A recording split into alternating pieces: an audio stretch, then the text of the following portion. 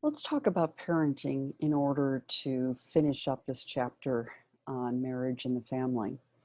And in this particular video, we'll refer back to some of the ideas we've talked about earlier. So think about what you want in your parenting.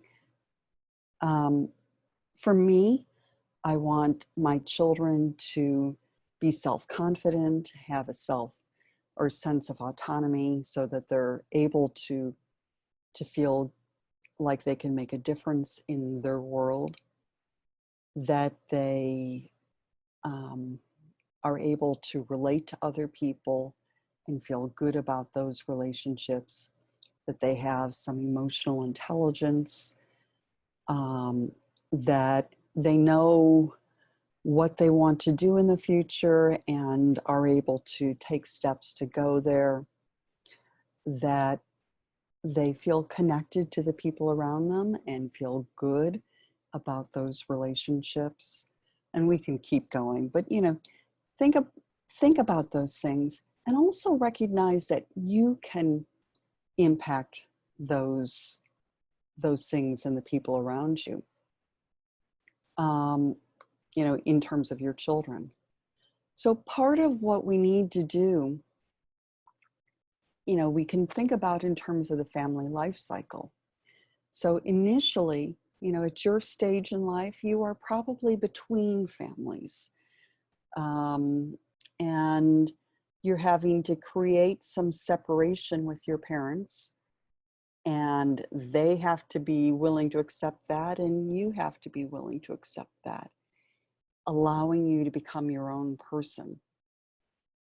As you enter either marriage or some sort of committed relationship, if that's your choice, there becomes a new commitment to this new system, and the two families are joined through, are joined.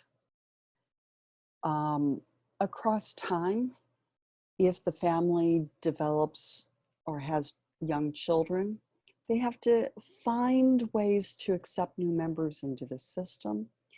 So each adult needs to be a person and relate to their partner, but also find ways to take care of their children. And it's hard to balance both individual and couple and family needs at the same time. Families with teenagers have increasingly flexible, or should have increasingly flexible boundaries, helping the teenagers become more independent. So with a 5-year-old, you may tell them what they need to wear, when they need to study, what they need to do. But with a teenager, you're trying to get them ready to launch. And so you may give them some choices about how they're handling these things. You don't have to watch them all the time. As you're launching children, during that process, parents are trying to encourage their children to get jobs, relationships, move out, and become their own people. Later in life, those roles may shift. So some of you will become caregivers for your parents, or maybe even your grandparents. And your parents may ask you for advice. So a whole variety of different kinds of things happen. Some of these stages are more difficult, than others. And that's part of what parents and children need to resolve and work through here. Remember, we talked about Carl Rogers, and he said that part of any effective relationship involves unconditional positive regard or acceptance for the person, regardless of conditions. That doesn't mean we like everything that they do, but that we don't reject them when they do certain kinds of things. We want to be empathic with them, understand our children. And you'll see that more when we're talking about Mary Ainsworth. And we want to be genuine with them. We want to be real and honest and have a sense of integrity with them. Be congruent. Another idea, that, remember this is Carol Dweck. She talked about part of what we want to do is develop our children as having a growth mindset. Part of life is running into problems. So how are you going to handle that? Are you going to, curl up every time you hit a problem and say, I can't do it? Or are you going to get to a place where you start saying, this is a difficult piece, but I can work my way through this. That's growth mindset. Now, Mary Ainsworth with attachment theory, we talked about this some when we were talking about love, because remember, young adult or how children are parented affects their ability to relate to partners in the future. If you have an unstable relationship with your parents, it's much more difficult to securely relate to a parent. So Mary Ainsworth says, and attachment theory says, that we should develop, be responsive to the child's needs and respond positively. And if you haven't seen the Strange Situation task, I'd encourage you to do that. She says, and most psychologists agree, that children flourish with limits. It's not good to say, whatever you feel like. Okay, and we'll see that again when we're talking about Diana Baumrind. But that what helps is if we are warm and communicate with our children, if we are consistent and predictable, that helps them develop that secure attachment, which then allows them to feel secure in responding to some of the difficulties that they're likely to experience later in life. We haven't talked about Harry Harlow yet, but some of you may have seen Harry Harlow in other kinds of psychology classes. Harry Harlow talked about infant rhesus monkeys, which were raised either by a wire mother with a bottle or a cloth mother without the bottle. And part of the question was, what is it that these babies need in order to flourish? What would they choose?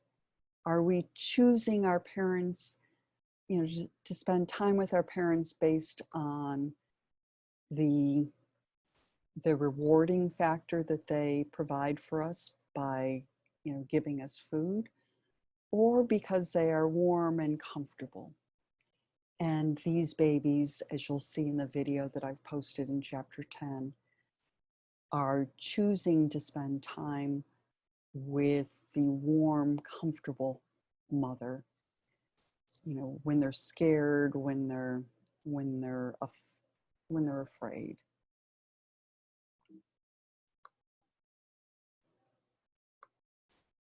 So let's pull some of these ideas together. Gottman talked about a 5-to-1 positive to negative relationship between good and bad. We need to be speaking positively, supportively to our children and to our partners. Both are similar kinds of ideas.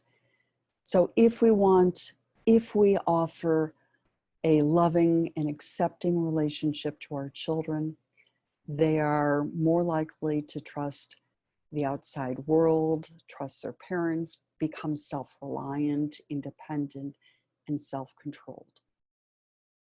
So I'm not saying we never should say anything negative, but we should remember to say something positive to our children and to our partners.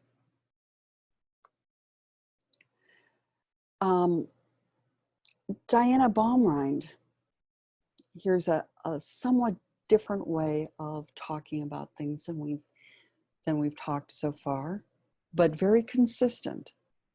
So she's saying that what we want is an authoritative parenting style where we are warm, we set limits, so that's why high control, but also high acceptance. So we're communicating with our children, as opposed to a more authoritarian parenting style, which tends to be controlling and hostile.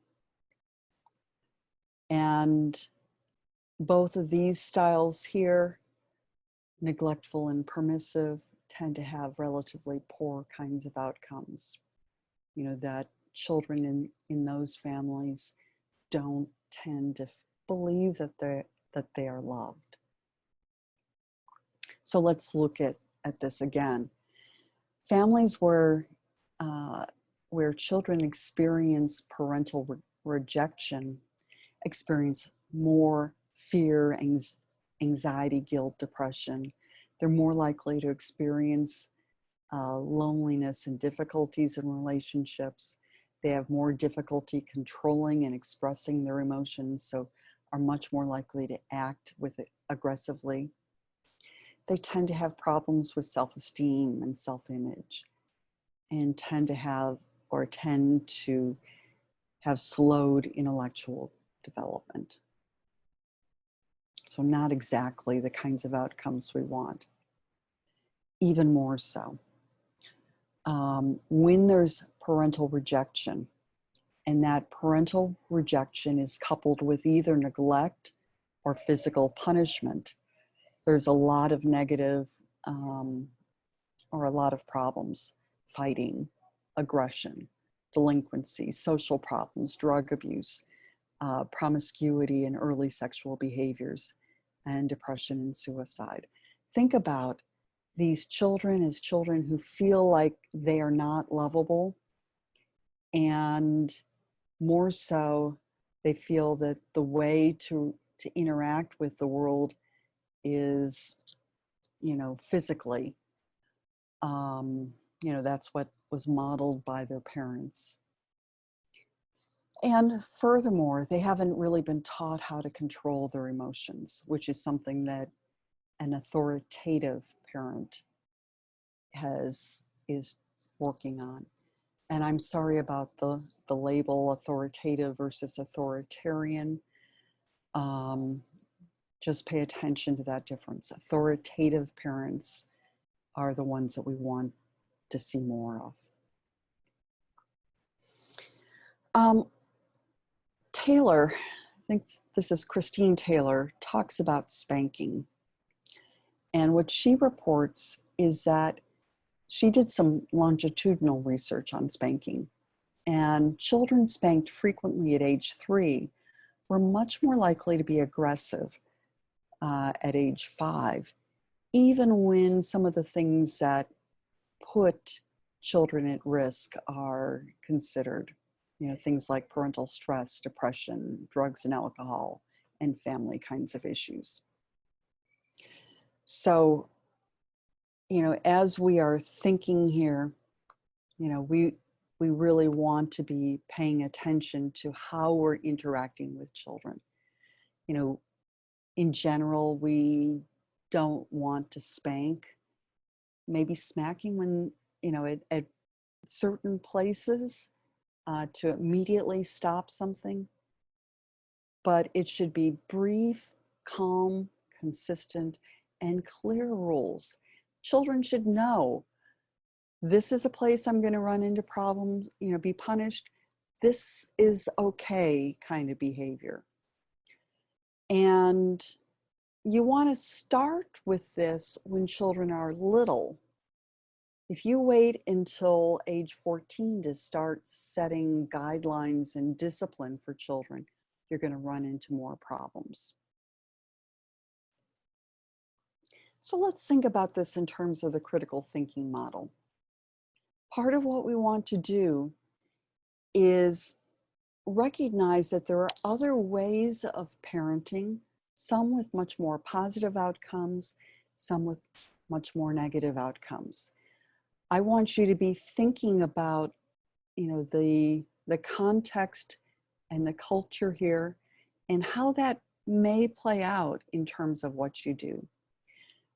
Recognize your values as you're parenting and think about how your parenting is going to influence what you do.